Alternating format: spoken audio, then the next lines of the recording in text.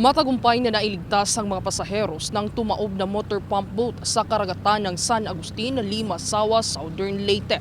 Ayon kay Limasawa Mayor Melchor Petricorta, nakatanggap ang kanilang municipal police station ng isang distress call na may isang pump boat na tumaob na agad naman nilang nirespondihan. Base sa impormasyon na nanggaling sa kalapit na isla ang nasabing motorboat at hindi inaasahan ng mga pasaheros at crew na lalakas ang alon at hangin sa gitna ng karagatan dahil hindi naman nasa ilalim ng wind signal dala ng Tropical Storm Ada ang nasabing area, kung saan ito ang naging sanhi ng pagtaob ng nasabing sasakyang pandagat. Matagumpay naman na nailigtas ng mga rumespondeng otoridad sa tulong ng joint cooperation ng Coast Guard personnel at ng Limasawa Emergency Rescue Team ang dalawang crew at 9 na pasaheros. Agad namang dinala ang mga pasaheros at crew sa Rural Health Unit ng Limasawa para sa kaagarang atensyong medikal. Wala namang may naiulat na casualty sa nasabing insidente.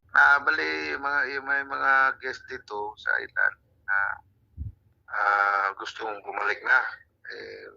Siyempre, malon. So, nag-hire sila ng bangka ng kanilang sarili sa taga dito, taga Limasawa. So, ang nangyari na halon na taob. Yun.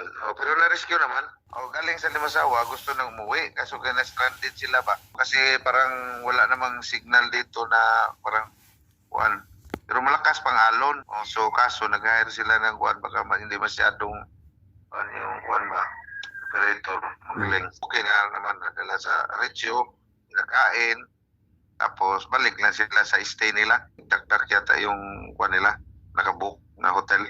Ang pakikipagpanayam ng Bombo Radio Tacloban kay Limasawa Mayor Melchor Petricorta. At yan ang ulat mula dito sa impila ng Bombo Radio Tacloban. Ito si Bombo Ninia Magpili and this is Bombo Radio Philippines, the #1 and most trusted source of news and information. Basta Radio, Bombo!